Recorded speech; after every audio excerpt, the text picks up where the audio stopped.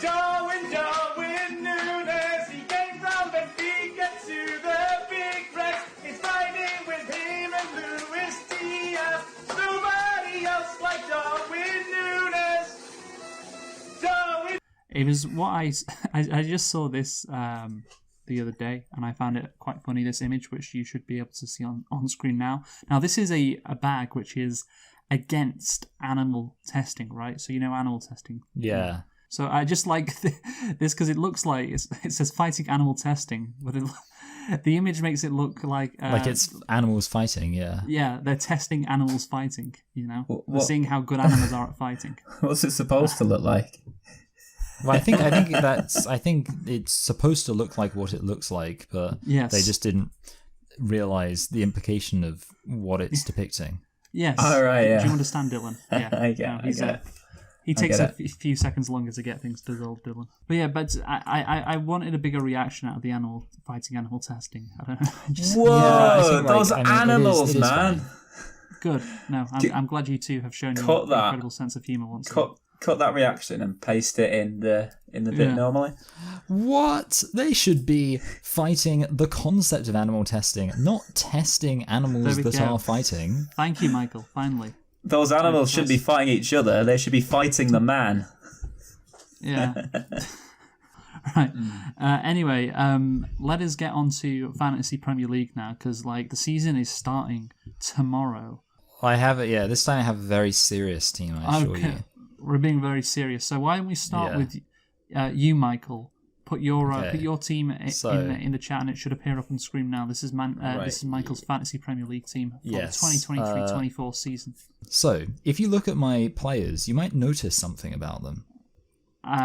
Cresswell, Dunk, Estupinian, Fernandez, Havertz, Iwobi, Johnson, Kulusevski, Mateta, Nketiah. Alphabetical order? Yes, and also so the goalkeeper who's in the thingy is Bentley. Yeah. So yeah, as you can see, it's A, B, C, D. There's it goes all the way up to N, and it's an alphabetical team. Now, of course, it's an alphabetical team. So what did I call them? I called them the Alphaget. That's great. No, that's fantastic. The Alphaget. Oh, so I see. I mean, come on, Michael, take it seriously. Yeah, which is also, of course, you've got these new Arab teams now. That could also be the name of one of those. It's Cristiano Ronaldo is going to play for Al Faggot. Oh, faggot. Yeah. I also had another idea, and I don't know, I'm probably screwing myself over because it would have been funny to do this maybe next year too. The thing is, Michael, you've got some good players in there. Alisson's a good player. I think, Kulusevski's going to do well. But then don't put Gvardiol on the fucking bench. I don't know why you put him on the bench. And why have you got Mateta as your captain? You can do better here. I'm not gonna lie, I didn't really appreciate the fact that there were decisions to be made about who's on the bench. Maybe I'll change it based on this advice, because I kind of just put the squad together. Take Fernandez is Man United's third choice left back. He is not going to get a lot of minutes. Right. So wait, who should I sub on and off? Gvardiol for Fernandez. Okay, Gvardiol for Fernandez. Okay, switch. Any other changes? I would make probably. I mean, if you're going to keep those, I imagine you can get better players. No. with your alphabet thing? To be fair, I clicked the first person I saw with a surname that worked. Did you have money left over, Michael, or have you spent it all? Actually. I had a lot of money left over. He had a lot, yes. Yeah, I think I had 25 million left over. Put Havertz as your captain. Havertz is my captain. How do you select somebody? How do you turn somebody into a captain? I click on them and I think it says make captain. Oh yeah, make captain. Okay, cool. It's quite intuitive. I think this game is for system. 5-year-olds. Yeah. Okay, good. So I saved my team. Okay, thank you for that advice. Now, Luke. Now, just don't get upset when I beat you. No, I won't. Right. So I guess because I've got two teams as well this year, I'll put in my real team. It's called Lupton Brown, which is fun. A homage to the newly promoted Luton Town.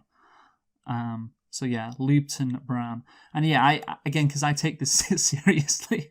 Well, with one of my teams, this is a serious team. I don't know how seriously Dylan's taking it, but yeah, we've got Edison, Botman, Konsa, White, Martinelli, Saka, Salah, Maddison, Darwin, Haaland as the captain, and João Pedro. Ready to absolutely tear up the league. Where's your bench? Oh yeah, my bench is just. I have actually got Chukwuemeka. Do you know who he is, Dylan? I'm not sure. He's a Chelsea player, so that's why I asked you. So yeah, good that you don't know. Yeah. No, but that's the thing. I've got like nobody's on the bench, so I didn't include it. And so yeah, I wanted to include the team name. And do you like which country I'm from as well? You seen that? Yeah. Oh, you're a gay. Yeah. And also, sorry, no one's pointed out that of course the colours for the team are brown. Yes, of course. Which is a great colour to have. Yes. Okay, so let's see Dylan's team now. Do you want to go through your team, Dylan? Yeah, we called Livergoo. Okay. Quite Michael's favourite thing there. But yeah, I just picked players that I thought would do well. So you've gone for a 5-4-1. Wow. Well, only for this week. I've got a whole Hoyland, but he doesn't look like he's going to start. Right. Yeah, I like how you got Haaland and Sergio Gomez for some reason. So your hatred of Man City is lessening. Well, it's still very much there, but I just thought, for some reason teams don't attack against Man City. So if I had a City defender in the team, then who doesn't play. Well, they do rotate the squad every now and then. So not that much.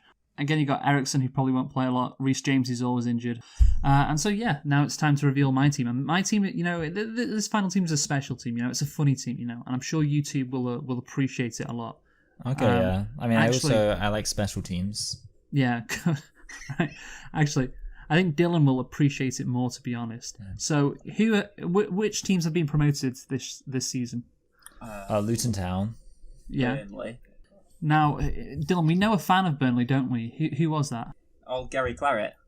Gary Claret, and he's back from beyond the grave. Is he? He's back. Oh, that's good news. I bet he's not happy though. I bet he's not happy with the direction that Burnley have gone in. Thing is, Paddy Power did a video the other day about a Burnley fan who's not happy with company and like the inverted fullbacks and not being the ball being pumped long, which is again a complete rip-off of my Gary Claret character.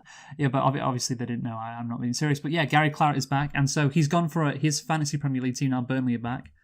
This is it. And he's going to go for like his own version of Burnley. Yeah, well, this is the team. As you can see, it's called Proper English and Proud. He's got Haaland though. Yeah, so as you can see, what can you notice the pattern with all the players? 4-4-2 as well. I like that. Of course, 4-4-2. But what do you notice about the players? I mean, you got Harry Hard Brexit Maguire. You've got I mean, would I be right to assume that because my logic would be that they're all English? They are all English. British. Yes. But there's another thing about them. I suppose Haaland's kind of English because he was born in. He was born in Leeds, wasn't he? They are all English and. I know. They're all white. Yes, there we go. There you go. They're all English and white. Hence, proper English. His thing's white. Yes, exactly. Yeah. So you don't have what's his face? Oh God, I can't remember the guy who's always terrible, who plays for Tottenham and has too many tattoos, and that's why we know he's a bad person. I think you mean Raheem Sterling, who's never played for Tottenham. Yeah. Okay. According to my friend, who doesn't have the most woke view on things, Raheem Sterling's actually Jamaican and should be playing for England because of that. Yeah, no, Gary Claret would rather shoot himself than have Raheem Sterling in his fantasy Premier League team. But yeah, Proper English and Proud. You can see the team's kits represent Gary Claret's feelings on what the England national team should look like as well. What would have been fun is if you had the say no to racism. I should have done that. And then you could be like the real racism is against white people. Oh, you know what? I'm going to do that. Have you seen the badge? The nation he's from, Dylan, by the way. Yeah, I was going to say what's the nation, but it's the Falklands, isn't it? Or something? It's not Rhodesia. Do you think the Fantasy Premier League would have Rhodesia in their database? I don't know. I was just trying to think of like a place that. But yeah, Falklands makes sense. Yeah, it's the Falklands because that's where Gary Claret fought, of course. Do you remember that video of the guy in the Argentina match who was like, "The Falklands are ours. The Falklands are ours. You fucking Argies." That was a fun clip. That was Gary Claret there. So yeah. The thing is, you got obviously the 4-4-2, but the thing is, of course, Haaland's the only non-English player, but Haaland's special because of how he looks. But I mean, it's not like they've got English, like Danny. I suppose Ings isn't that English a sounding name, and Tarkovsky isn't a very English name either. Tarkovsky, because he played for Burnley, so Gary Claret's got like a soft spot. Yeah, we got 3 Burnley players and 3 Everton players because Sean Dyche is their manager now. Dyche is Everton. Where's it? Oh, yes, Pickford. Yeah, of course. Yeah, Pickford. Yeah. So but Gary Claret just really appreciates the way Erling Haaland looks for some reason. Like the look of Erling Haaland really. It's like the blonde hair and the blue eyes. Yes. Yeah. He's the ideal man, really. Yes. But yeah, so but we've still got Brownhill as captain, of course. None of that, It has to be an English centre half or centre mid. Sorry. What does he think about Jordan Henderson? That's something I'd like to know. His thoughts on like the whole rainbow band sort of thing. Well, he really disliked Henderson for that, but now he's gone to Saudi Arabia. He kind of doesn't really hate him that much anymore. Yeah. So there is an issue actually that Kieran Trippier and Dwight McNeil are actually half black, but Gary Claret is not aware of that. So there you go. So that's why they get in the team. But yeah, proper English and proud. Let's see where it finishes. My dad's second team is Burnley. Oh, is he also racist? Well, I don't think he's racist. I mean, his first team's Leeds, so I don't know. Apparently, he grew up a lot. That doesn't really help him. So. But Burnley's his. So we'll be watching the game tomorrow, and we'll both be rooting for Burnley. I can like how you got away with that, Al Faggot. I know, it is so funny. You're not. I was worried. Because I remembered that they do have limitations on what names you can use. Because I feel like we had issues with that before. Yes. I had Ars Anal, which I thought I'd get away with because it sounds a lot like Arsenal. Oh yeah, my team name on FIFA is Gay C Milan. Really? Yeah, on Ultimate Team. Yeah. Which they allow because I put the gay next to the C. Casey. I was just Gake. Yeah, but the thing is, I have a Milan badge, so people look at that and think, "Oh, Gay C Milan." They get it. Oh, this guy's funny. Makes sense. Yeah, this guy's fucking hilarious. Gay C Milan. Right. Well, Looks of course, a comedian. A man who calls his team Lubton Brown. He's going to be funny, isn't he? But yeah, obviously, when people listen to it, 2 games will have already been played by now.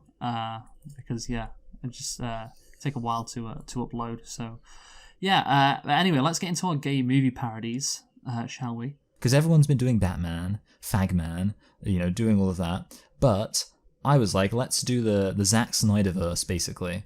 And where are we starting there for? We're starting with Man of Feel, Lingay. Classic.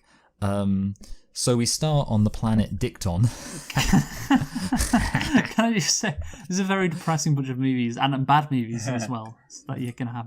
I know, I realised when I was like kind of, refreshing my memory of what happened, I remembered how bad the movies are. But yeah, I'm not going to like go to all of them, because I'm not going to do Black Adam. Anyway. Black Adam. That's what it would be called. Anyway, the planet Dicton is facing a catastrophe, a demographic catastrophe, due to rampant homosexuality, meaning that their population is collapsing. General, now, do you guys know what Zog means? Like Z-O-G? No. Okay, so I had to come up with a funny way of working out Zod, and Zog stands for Zionist Occupation Government. Okay. So how do you know that?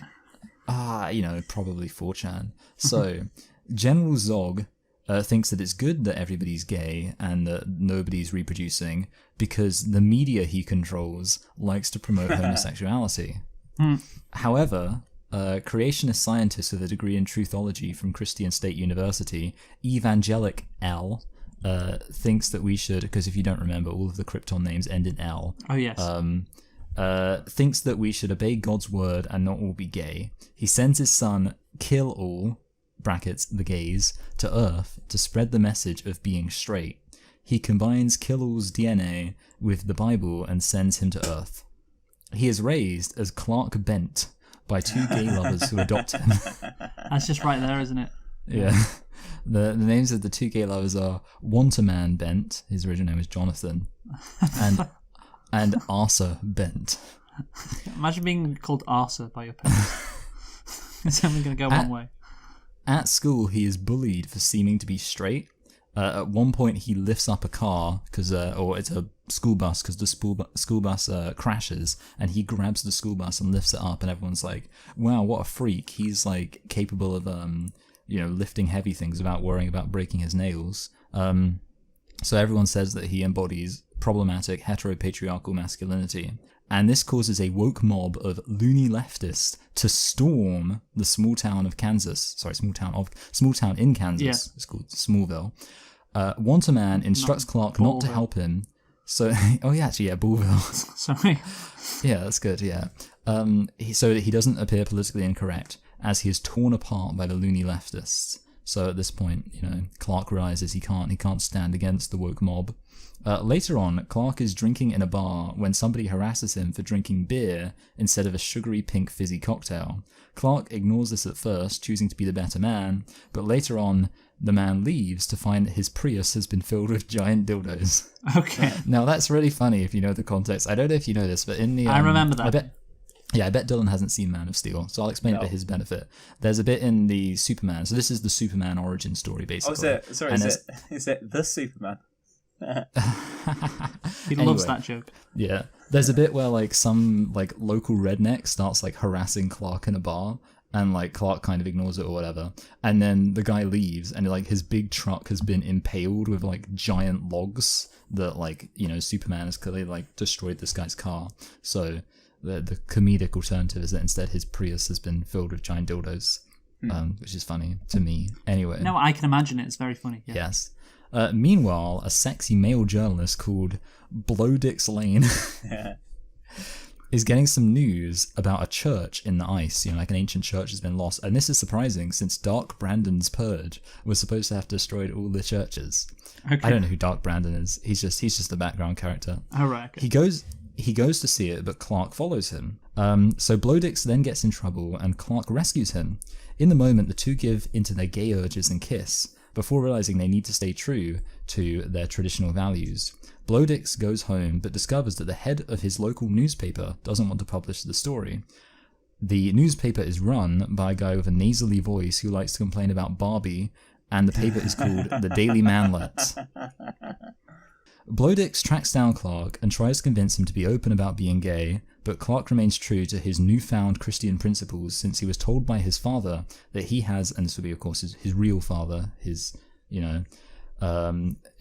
has heightened resistance to the gayness of Earth because it's less strong than the gayness on his home planet. Unfortunately, at this moment Zog shows up and demands that Clark be handed over to his regime. They try to bum Clark, and it results in a big fight in Smallville. So the big fight happening in Smallville, where they're trying to bum Clark. Fortunately, some local rednecks get involved, led by Jason Aldean, who can't believe that they would try forcibly sodomizing him in a small town. Oh, was this the small town TikTok song? Yeah, that's. Yeah. I just thought it's because I thought he's from a place called Smallville. Small town is in the cultural zeitgeist right now, yes. So they run in try that in a small town. Much of the town is destroyed, but ultimately Clark surrenders himself if it will stop Zog from spreading sin to the rest of humanity. The sin of being gay. At this point, a guy called Zack Snyder appears and is like, so you're taking the punishment for humanity's sins upon yourself and sacrificing yourself to save them from sin.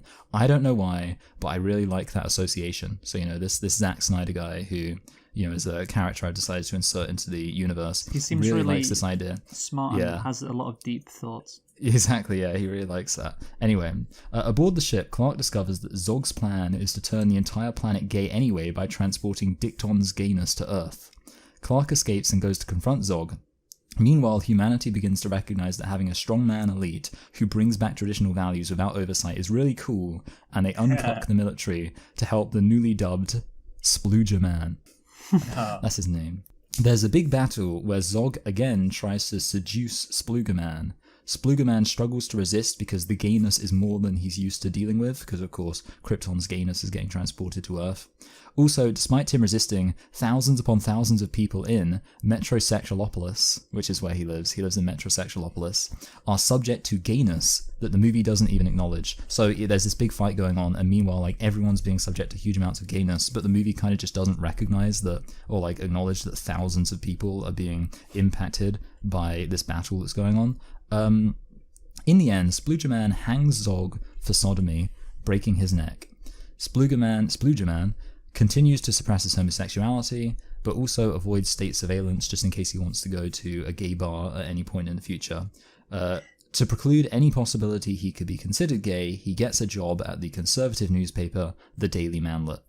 And there we go. That's where Splooger Man is at the end of this. That's nice. He's it's a nice ending. Yeah. Yeah.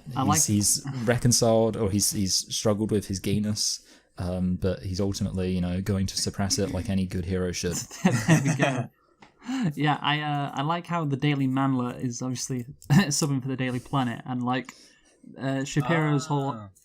Did you not get that, Dylan? Yeah. I didn't. Were you being sarcastic there? I don't know. No, I've not seen Superman. The Superman, sorry. So no. Have you not even seen the Christopher Reeves version? It's the Man of Steel, Dylan. Wasn't Christopher Reeve the man who became disabled afterwards? Yes. Yes, he became. Yes, he didn't. He wasn't disabled when he was playing Superman. Yeah, they had to CGI out the wheelchair. That's it. It was very good for the late 70s. Yeah. Yes. Yeah, good use of CGI. No, but the thing is, I can't believe you don't know the Daily Planet, Dylan. That's very common knowledge. But you know what? You know nothing about pop culture, I guess. So that makes sense. But I'm the thing very is, offended by that. But okay. Yeah. Well, you don't. How can you be offended when you don't know that Superman works for the Daily Planet? He knows about gay pop culture from the 80s. Okay. I know. Yeah. I know. If you ask me, what Spider-Man's secret identity is, I can tell you that. Okay. Do you know the name of the paper that Spider-Man works for? Does Spider-Man work for a paper? He's a photographer for a paper. Yeah, did you know the name of the person who runs the paper he works for? He does not. So let us now go on to Dylan's gay movie parody. Dylan, have you used ChatGPT, number one? I haven't. I didn't know I could use ChatGPT. No, you can't. I decided against it anyway. What we've gone for is a parody called Finding Queermo, which is... Not Finding Dory. Okay. No, I've not seen that one, so I thought I'd just stick with the one that I've seen. So yeah, well, more like Finding Hoary. Me and Michael reviewed Finding Nemo and Select and Reflect kind of recently, like a few months ago. Oh, did you? So you'll know all about that. So I actually did go to Select and Reflect to come up with ideas, because I was like, I've got to go for something that I know Luke has seen. Not Dylan. Lost Cause. Yeah. Yeah. Fair enough. So anyway, we start out with a couple of bears called Tariq and T-Bone, who are both in their late 40s. They are sex traffickers, and they've got a load of teenage boys imprisoned in their sex dungeon. So this is like the bit at the start we got the couple and the anemone. Yeah, it's like their nest. Their nest, yeah. So they got all these prisoners in their sex dungeon, and they get raided by the police. Oh no! But Tariq manages to hide. T-Bone's not as lucky. He gets arrested and jailed for life. And I bet the audience feels really sad about that when that happens. It's plays a really sad moment. You're really meant to sympathise with these characters. And all the prisoners are liberated except for one, who is Queermo. So Tariq vows to keep his only remaining slave imprisoned and becomes very overprotective of him. Now Queermo doesn't really understand what's going on. Tariq tells them they're like a gay couple and he's his daddy kind of thing, and Queermo, he's only 15, Queermo, so he finds this a bit odd, but he goes along with it. An unhealthy attachment develops between the two, and Tariq doesn't normally let Queermo out of his sight. He has him on a lead sometimes, and it's a bit strange. One day, he and Queermo go over to meet one of Tariq's trafficker mates. Queermo likes going along and playing with the other boys. Unfortunately, whilst Tariq is having a chat with his mate about business strategies, they get raided by the police, and Queermo gets taken by a policeman. Oh no. Tariq manages to hide from the authorities, and he tries to pursue the police, but his car doesn't start, so he gets an Uber. Oh dear. And the guy that's driving the Uber is called Dwayne, and he's got dementia, as our Dwayne, and he's got some real memory issues. He can't really remember anything. But the cab then stops because Dwayne forgot to put petrol in it, and they find themselves in a very white neighbourhood. This is to allude to this thing with the sharks. Okay. It's great, Dylan. Well done. So in there, Dwayne and Tariq are both persons of colour, which shouldn't be a problem in 2023, but unfortunately still is in certain areas. It's a bit like Barbie, so we kind of just raise political issues, but we're having fun at the same time, so it's not really an issue. It's like a gay a social parody as well. Like, making it into a story about racism and like discrimination. That's it, yeah. There's actually not much gay stuff in this, apart from the fact that obviously he's trying to find his gay sex slave, so that's why it ties into the whole gay thing. I see. So anyway, they encounter a group of neo-Nazis, but they're actually quite welcoming to the pair, and they have the mantra, "Blacks are friends."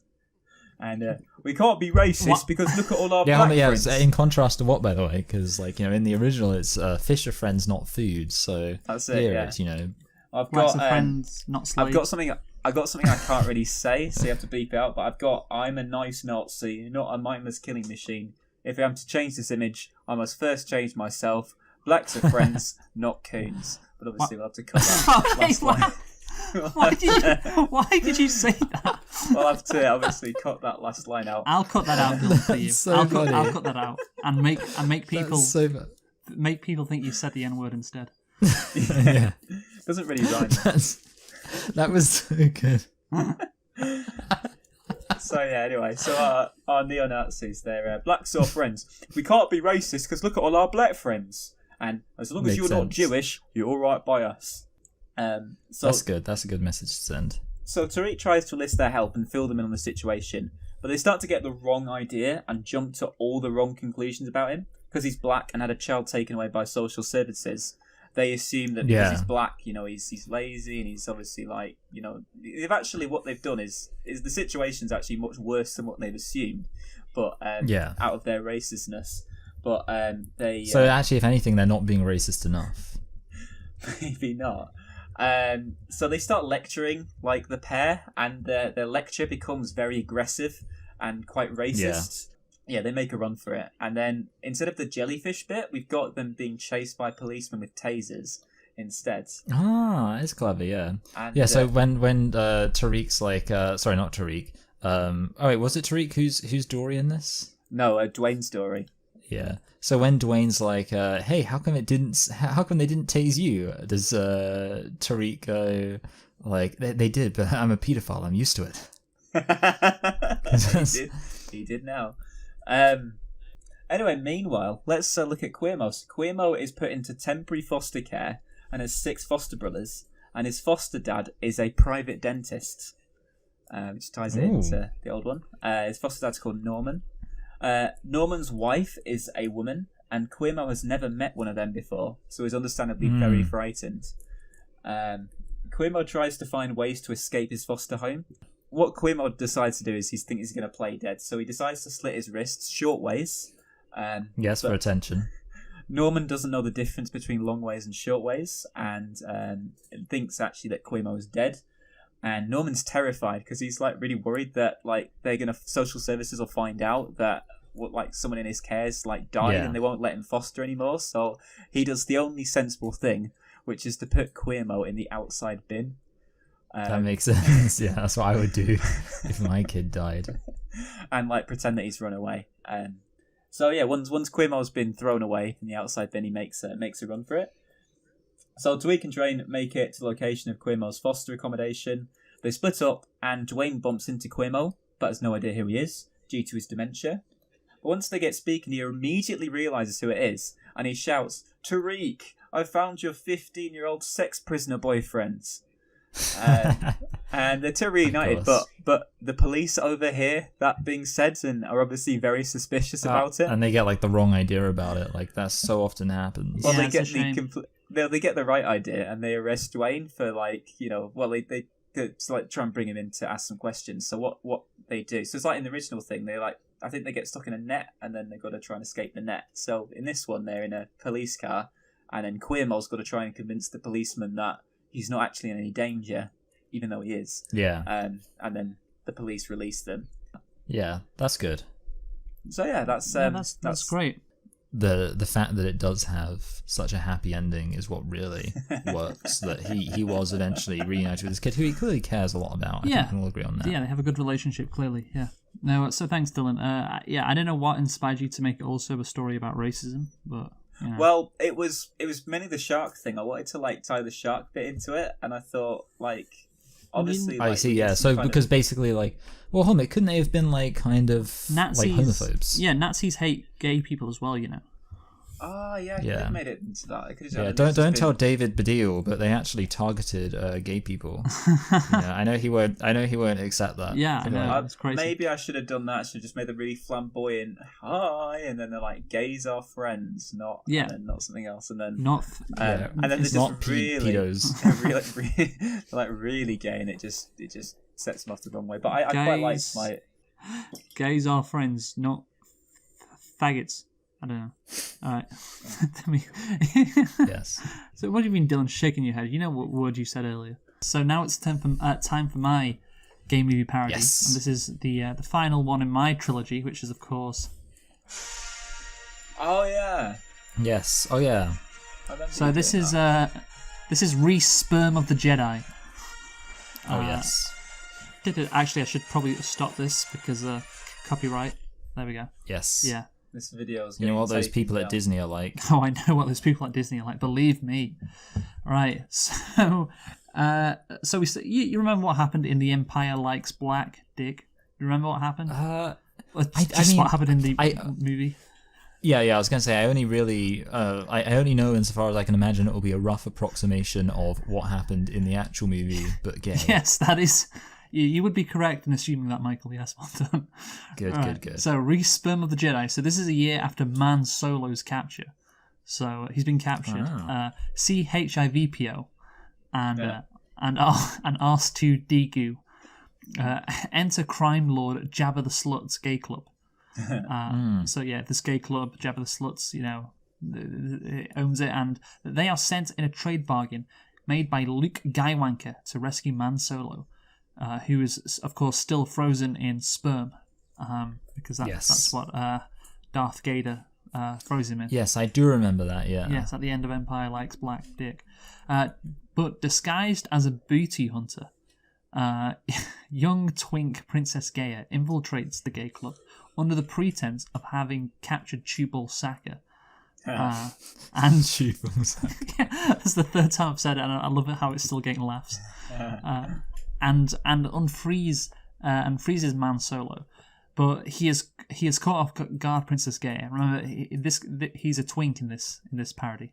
Yes. So yeah, he's in a man or a twink. A boy. Well, he's older than a boy. It's not child exploitation. Yeah. It's like I'm not a boy, not yet a man. No, that's not. I was thinking of that song. Yeah. He's very much a man. And yeah, he's enslaved in a gay gimp outfit by Jabba. So yeah, if you can makes sense. That's kind of and like a lot of like people will be really into that outfit. Yes, it will become like quite a cultural icon. Yeah, a lot of gay people. Yeah. So, yes. Luke Skywalker soon arrives to bargain for his release, but Jabba drops him through a trapdoor to be molested by not a rancor but a man whore. So this great big gay man whore basically, tries to attack Luke, but Luke kills it by crushing its penis in a door. So So yeah, and that's it for the man whore. He loses his life, and it's very sad. Anyway, Jabba the Slut sentences him, Man Solo, and Chewbacca Saka to death by being fed not to the Sarlacc but the arse crack. So this this deadly gay beast whose hole is entombed in the desert. So it's this hole that's entombed in the desert floor, and Luke says, Jabba, this is your last chance. Free us or be bye. Which doesn't really make a lot of sense, but of course it's free us or die. Oh, die, yes, but whatever.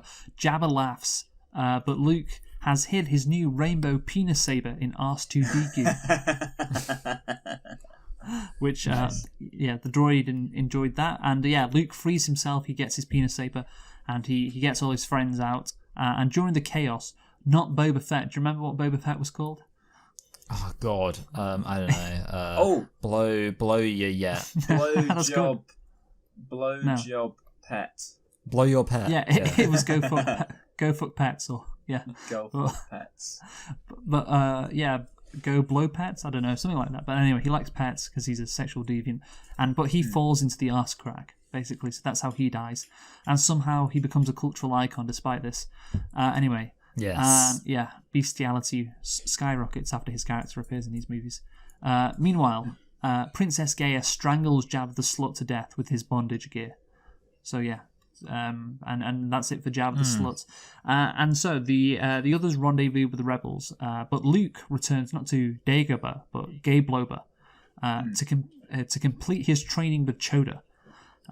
However, Luke discovers Choda is dying, and Choda, it's like you've not seen the movie, Dylan. I've not seen this one, but I've seen the other two. Okay, so Choda surprises Luke with a joke, trying to keep Luke at ease. He says, "When 69 years old you reach, look as good you will not."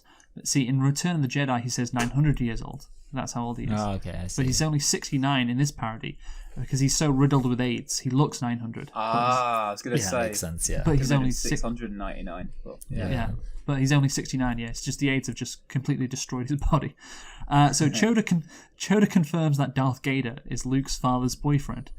And he is the former Jedi swordsman. Not Anakin, but Anal King. That's a good name, yeah. Yeah, and reveals that there is another guy wanker before passing away and becoming one with the not the Force, of course. Remember the horsecock. Yeah. Yes. So, Old Wang's horsecock spirit arrives to tell Luke the truth about Anal King's fall to the brown side of the Force, and that Princess Gaia is his twink brother, and he must face Darth Vader again to finish his training. I like how it's instead of twin brother, it's twink brother. I like that. Yes, that makes sense. But Luke doesn't want to defeat Darth Vader and insists, he says to Old Wang, there is still straight in him. Even though everyone's gay, but whatever. Just it's like kind of like Michael's Harry Potter thing.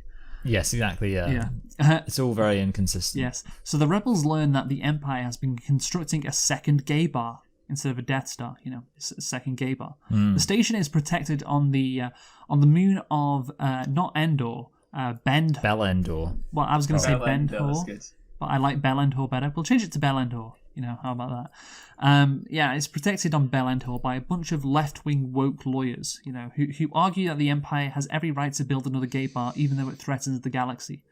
So Man Solo decides to lead a strike team to take out the lawyers. But his team encounter a tribe of not Ewoks, but Ecox. So these are cute little furry cocks, if you imagine them just running around the place, who initially capture this team, and Princess Gaia. When he first meets one of these Ecox, he says, "You're a faggoty little thing, aren't you?" Of course. I like that. Great. So later, Luke tells Princess Gaia that he is his gay brother and Darth Vader is their boyfriend's father. I like the addition of gay brother. Yeah. Princess Gaia says he's always known, and Luke says, "Well, why did you kiss me last episode then?"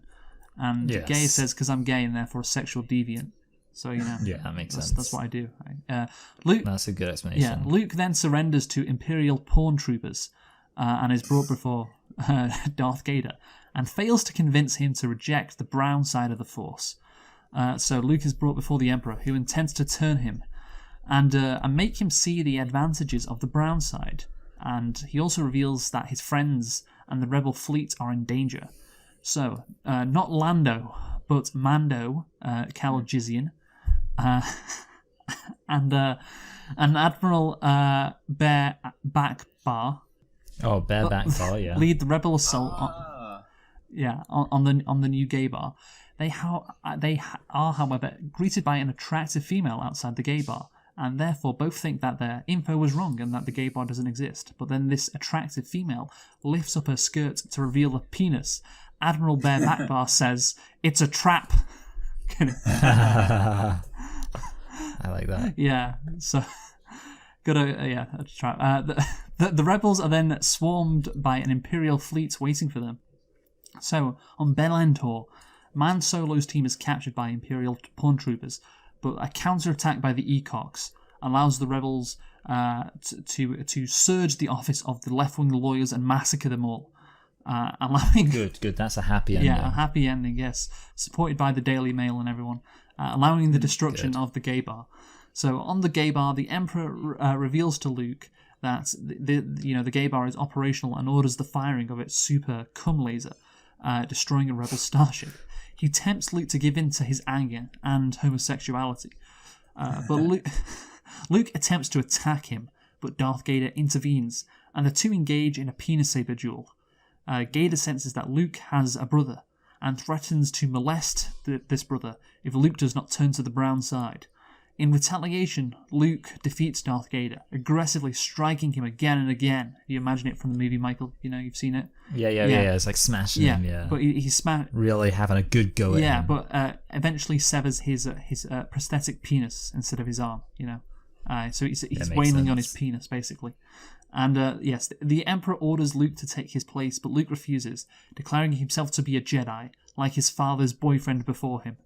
Of course. Enraged, the Emperor starts raping Luke with horsecock lightning. Horse jizz. Yeah. Horse jizz, basically. I don't know. Yeah, the horsecock is really. Yeah. Like the electrocution. Yeah, you get it. Yeah, he's like Luke's body surrounded in horse jizz, and he's not liking it. It's not a pleasant experience. It's not his thing. That's all right. No, it's not his thing. Yeah, exactly. Yeah. Some people are into BDSM from that community. Luke is not. So, unwilling to let his boyfriend's son die, Darth Vader betrays the Emperor by throwing him down onto his shaft, then throwing him down the reactor shaft. I like that. Yeah. To his death, but he is mortally jizzicated in the process. I don't know, like the horsecock jizz is too much for him. So he drowns on the jizz. Yeah, basically, yeah. So Darth Vader's final request is that Luke remove his gimp mask so he can see his boyfriend's son with his own eyes. So yeah, Vader says, just for once, let me look at your penis with my own eyes. And so which Luke allows him to do so. He unzips and goes, okay, fine, I guess you're dying. So there you go. And then redeemed. He's not Darth. Those are the rules, by the way. Those are the rules. Like if someone's dying, you do have to show them your penis. Yes, exactly. So redeemed, Darth Vader now returns back to being Anal King Skywalker. Also Guywanker, my apologies, and dies. Yes. So Mando Calrissian leads the rebel fighters into the gay bar's core, and him and XXX wing fighter pilots, there we go, destroy the reactor. And then on Bendor, Luke cremates his father's boyfriend's body and pours the remains into a dildo, which is a traditional burial for a Jedi swordsman. Makes sense. Yeah, and reunites with his friends, and everyone's having a good old party with the Ecox. Everybody's happy. What's that song they play at the end, Michael? Is it Wubble? Isn't it called like Jub Jub? Yeah, Jub Jub. What about Chub Chub? No. Chub Chub. We are Chub Chub. That works. Yeah, everyone's happy.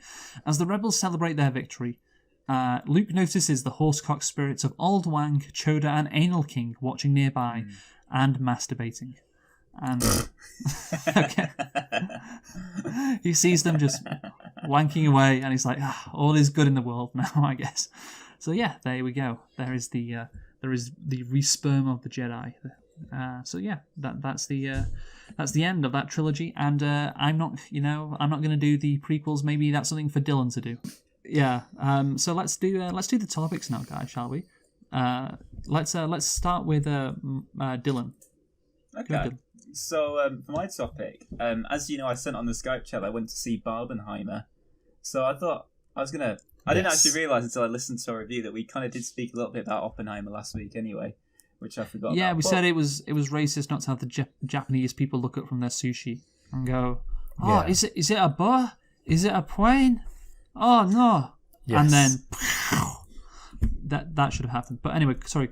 Continue with the Oppenheimer review. Well, I went to go and see it, and then I just paid for the parking. I was like, I looked at the run time. I was like, it's 3 fucking hours long. I was like, did you not know this? Excellent. You didn't check it. I was like, I've got to pay for the parking. Let's see how long the film is, so I know how long I've got to pay for the parking for. I was like, for goodness sake.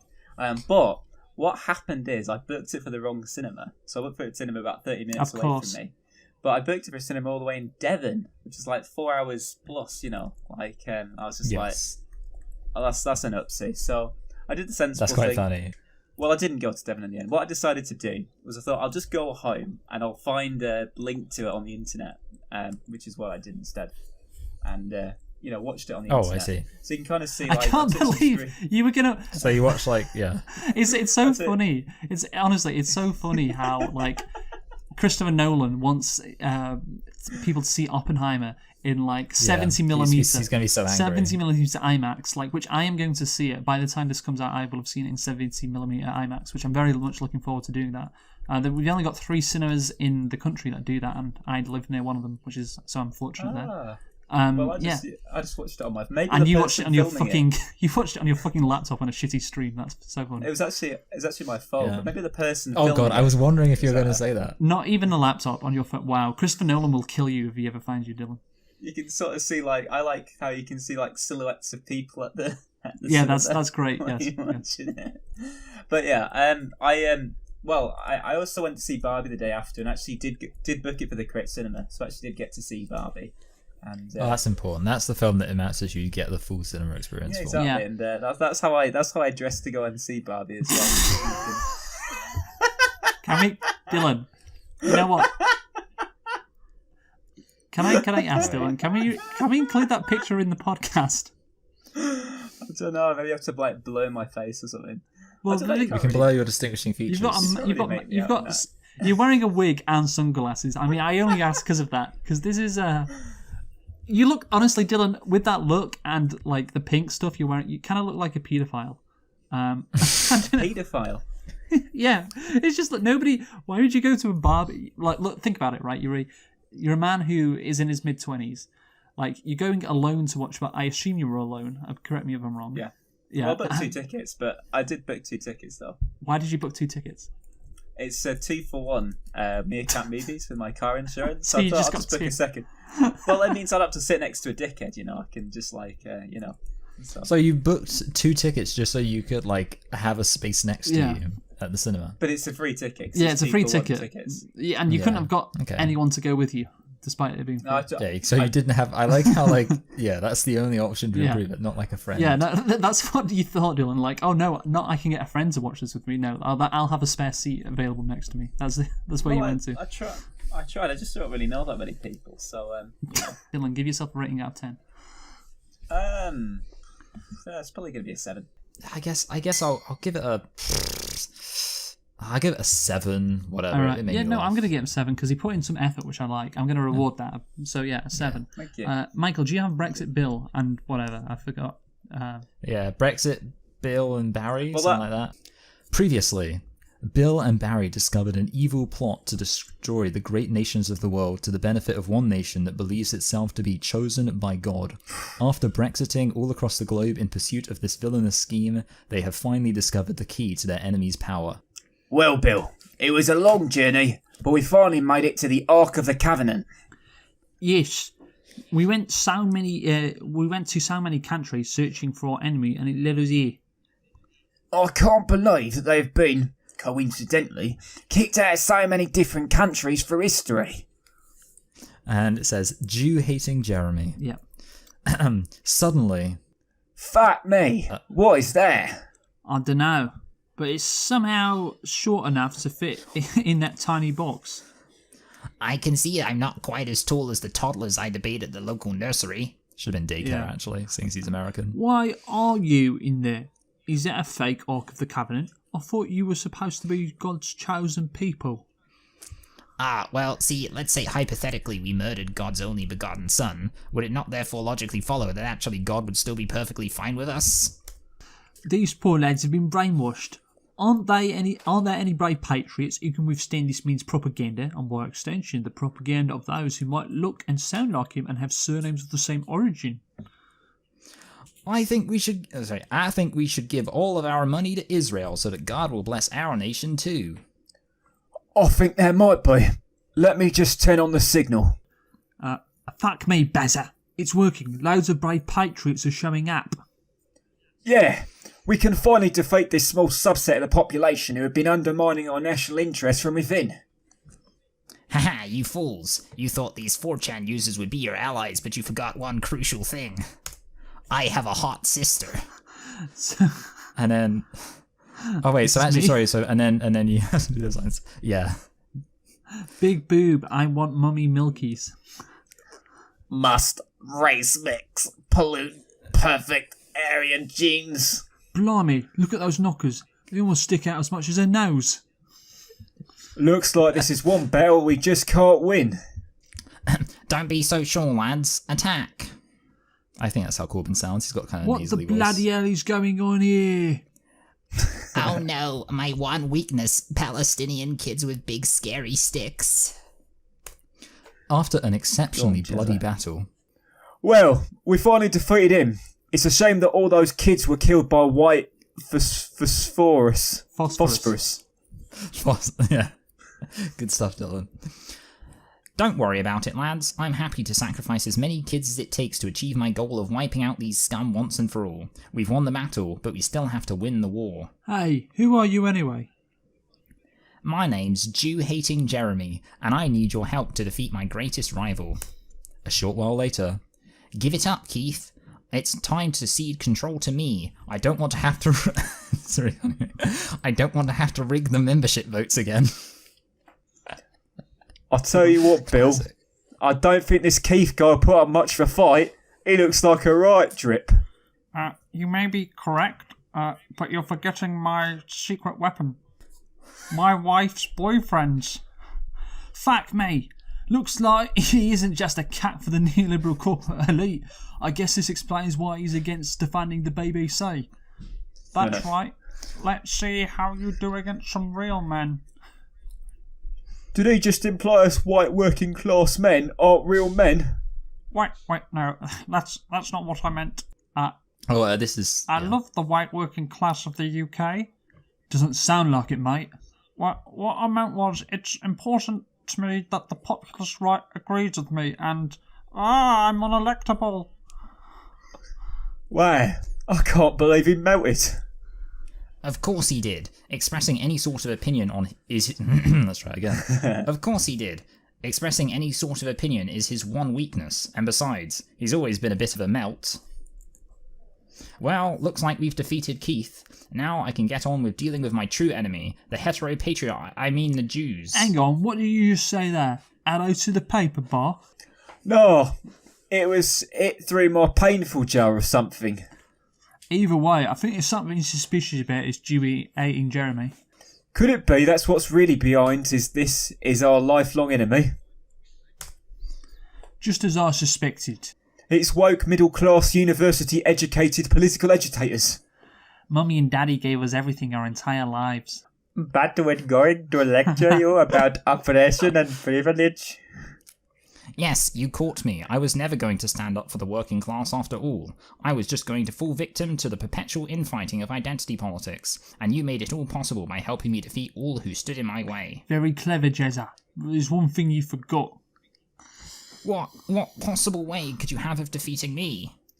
This comic strip only goes up to 14 pages, and since this is final instalment, it automatically has to end on a conclusive, even if rushed, happy ending. 14. Great.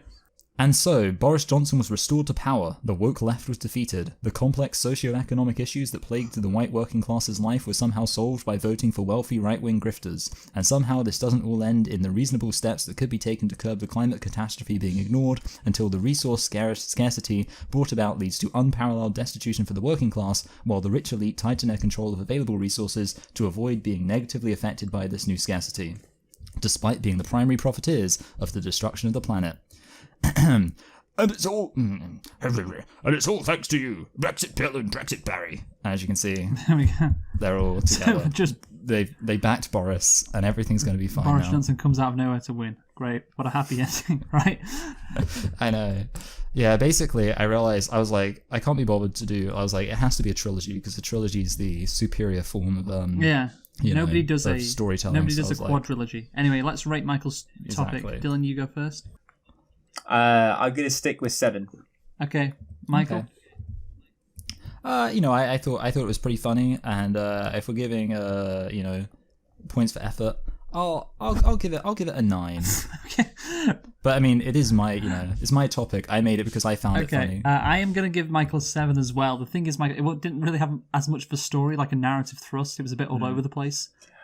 There's a bit of lampshade in there as well. You can't, just by pointing out it's a bad story, it doesn't forgive it. For that was my one excuse I was relying on. No, yeah, no, but I guess it's because the socio-politics of Brexit are very complicated. Yeah, I mean, like, this would be good if it was stretched out. You could have done more of these, but I don't know why you wanted to end it. But okay, but yeah, I'm gonna give you a 7, so that gives you a score of 23. So now it's on to my topic, which I'm gonna do kind of quickly. Well, here's something that I've seen a lot on, I don't know, the internet. Is people getting this like height surgery? Have you heard about this?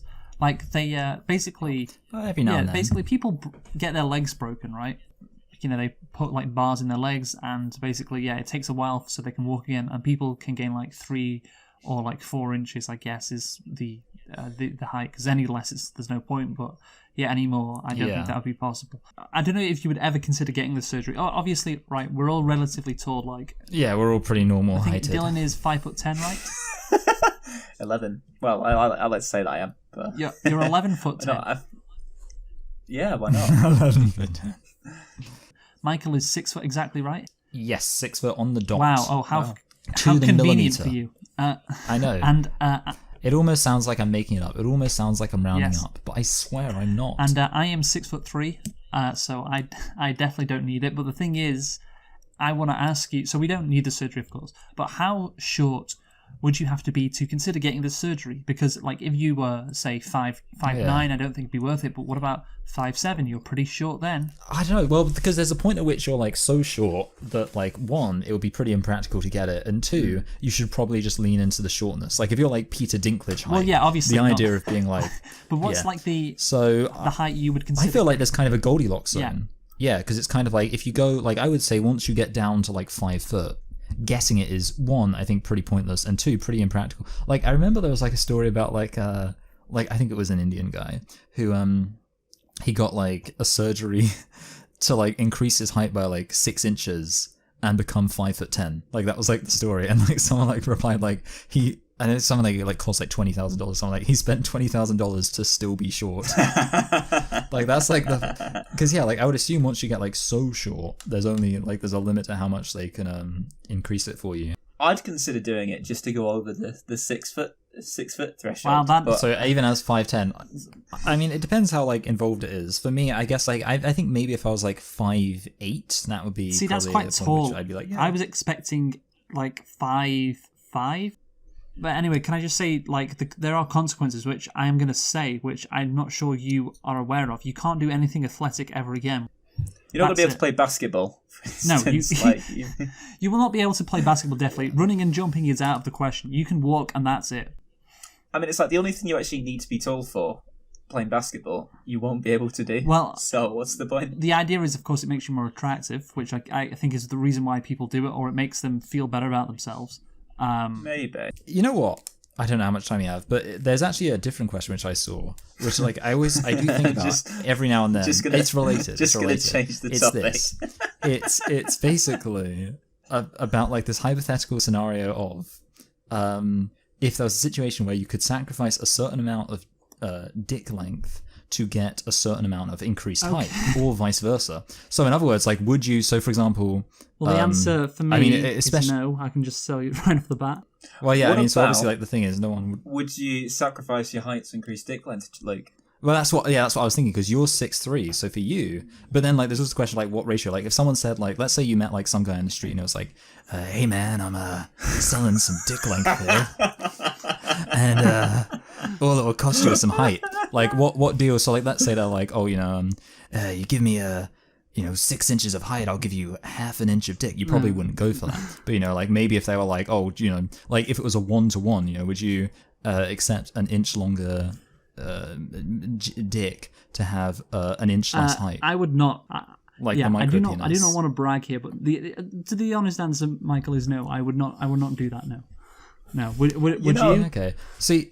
Well, I would. I think maybe like so. I think I would do it a very kind of like favorable, like a very favorable exchange. So if it was like lose like half an inch of height because then I can still round up to 6 foot, which is definitely not what I've been doing already. Yes. And like I get an extra inch out of it. I mean, I would not say, like, I also, I don't want to engage in a humble brag party here, but I would also say that it's not something I feel I need. But, if it was on offer... Well, you're married now, Michael, I wouldn't say no. Yeah, she'll have to just put up with it, even if it's tiny. Yeah, that's a good point, yeah. Anyway. That's like a scenario which I remember seeing, which is funny. I'd go the other way around. I'd sacrifice. You'd lose some dick. I'd take them to increase height because it's like once you're in there, it doesn't really matter. That's it. Well, you'd be pissed anyway, so it doesn't really matter. I mean, Dylan, your dick better be unless there's something left. You might have a massive dick to make that worth it. That's all. Well, I guess it depends on what exchange rate are we talking? Oh yeah, 1 inch. How much? 1 inch for 1 inch. All you need is an inch. I think all you need is an inch. So your dick would be smaller, and you'd go from like 5'10" to 5'11", and you think that would be worth it? That would be such an incredible change for you. Wait, hold a minute. So wait. Oh wait. Okay. So I thought you meant all you need is an inch long dick, and I was imagining that is what I meant. Let's say you had That's what I meant. Let's say you had a 6 inch. Dylan now has a dick. You would go down to like 1 inch, and you'd be like 6'3". Am I giving up erection length or flaccid length? Obviously erection length, Dylan. I mean, erection. Fine. I'd give up. I'd give up because it's like it can be uncomfortable under clothes. And this is Dylan's taking the humble brag to the next level. Sometimes we're just like, oh, I don't need it bigger, and Dylan's like, oh yeah, no, cut it in half. Sometimes sometimes it's like uncomfortable, like when you wake up in the morning, or I see. like the weather girl is on the telly. Or something like that, So what you're saying is it would make it easier. Well, this also is good for you because you work at a youth centre. It would be good for you to have it be a bit more discreet. It's never happened at the youth centre. I did have a youth accuse me of that once. So Hey, Mr. Youth Centre worker, is there a cocktail sausage in your pocket, or are you just happy to see me? All right. So is there a toothpick? All right, so we've established. That's Dylan... the other thing. Are you giving up girth as well, or are you just giving up? That's a good point. Yeah, because if you just lose, square you inches. have 6. Yeah. This is a much better question, Michael.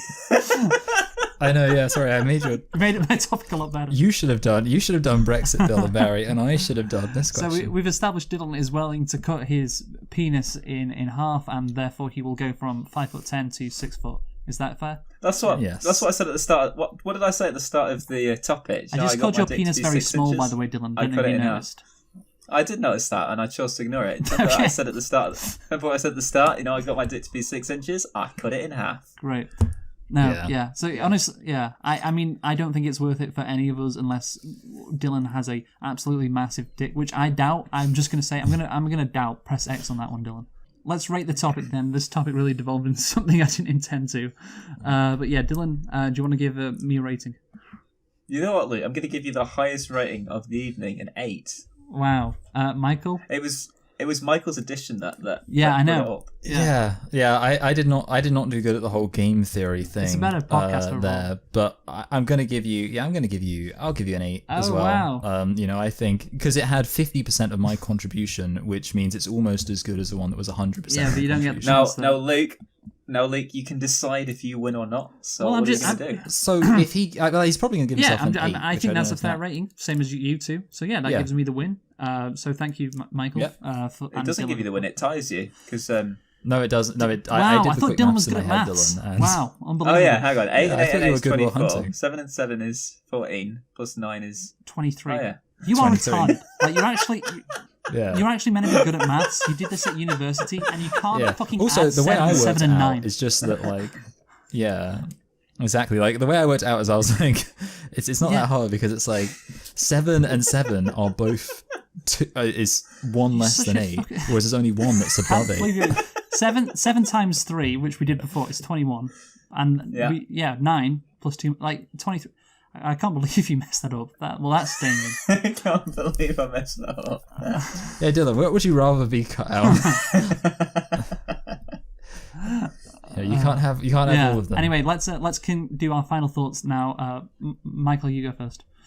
Be quick. Good. Yes. Good. By chasing like 2 that. rabbits, you will lose them Okay, both. good stuff. Dylan, final thought.